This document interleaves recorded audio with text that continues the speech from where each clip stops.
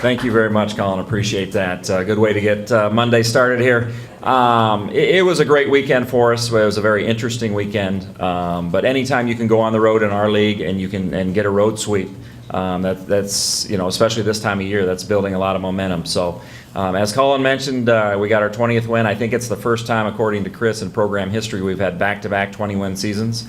But our goal is to not stop now. Our goal is to get a few more victories going down the stretch. But the Loyola game, our kids' mindset was terrific. Obviously, Loyola struggled this year, but was really impressed with our offensive mindset. We just came out firing. We were executing and shot the three ball really well, and that obviously can cover up a lot of things. They came out, played us very physical, mixed up defenses a little bit, but Madison got us going, and we got some good contributions from our bench. Actually, some great contributions. We had 89 points. We had 63 points off the bench, which is a statistic in my career that I've never been around. So it was really good to see all those kids go in and play with a lot of confidence. Play, against, Loyola kept they don't have a lot of depth, so their kids were in there the whole way. So it was good to see Rose get in there, and Heidi Hilliard and Darian Garrison Nickerson got in there. So it was a real positive for us. And we also got to rest our starters a little bit, which was huge for us because, we did have to travel by bus on Saturday down to Terre Haute. And, anytime you go to Terre Haute, it's interesting. And then we had the early start being a noon Eastern yesterday. And to be honest with you, it was not the prettiest game. The first half was probably the most interesting half of basketball I've ever been a part of. We really struggle on the offensive end. A lot of credit has to go to Indiana State because they are a terrific defensive team. But I think we had 6 points with about 4 or 5 minutes to go in the first half. And then, our defense changed the game. We were able to end the first half on a 14-0 run, and it was basically triggered off our defense. It's not because of our offense. So we had a lot of momentum going into the half, down 21-20. It was not a pretty game. I'd not recommend going back to watching the film on that one.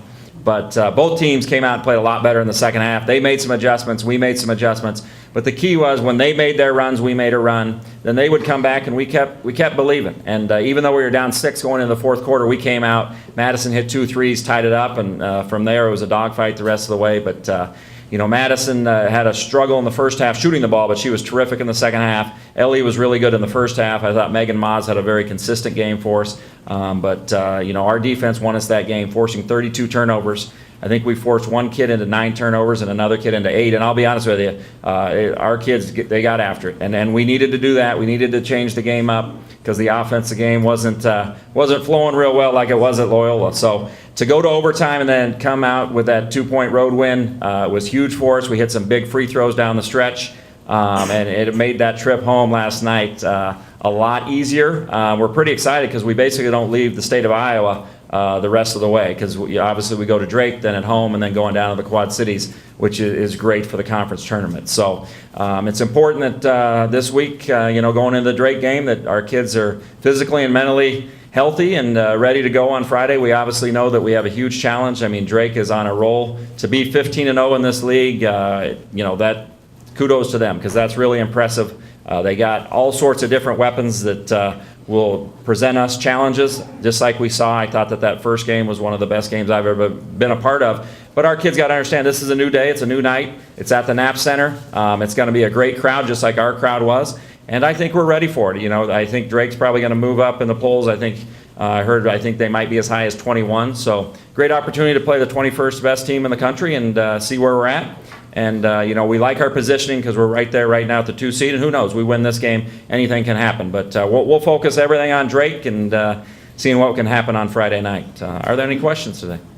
For the crowd size and the environment you're expecting, is that going to change anything with how you approach the game or how you get ready for that environment Friday?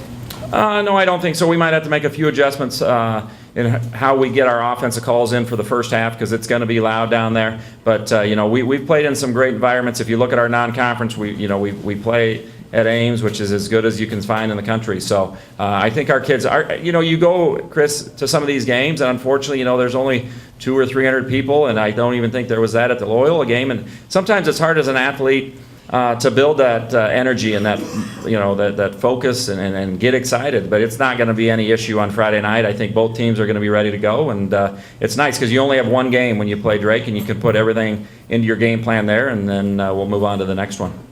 especially for the defensive side of things, what do you look at from the first matchup with Drake? Things you want to do well again this time, or things to improve on? Well, we defended them really well from the three-point line, so we're going to have to do that again. I doubt. I'm sure both teams are going to shoot it better. I think they were 2 for 20 and we were 6 for 30. I would expect both teams to shoot the ball better. We're going to probably have to make a few adjustments in regards to how much they hurt us in the paint, and we're going to have to do a little better job, being tough down there and getting some 50-50 balls and battling with them on the interior.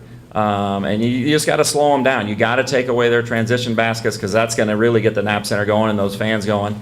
And part of that's on the offensive end. You have to have quality possessions. You can't turn it over. You turn it over against Drake, it's basically giving them 2 points.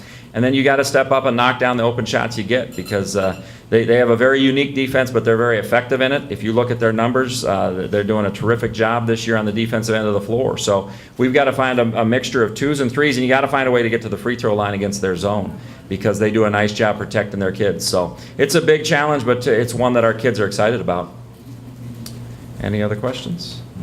All right, thanks. Have a great week.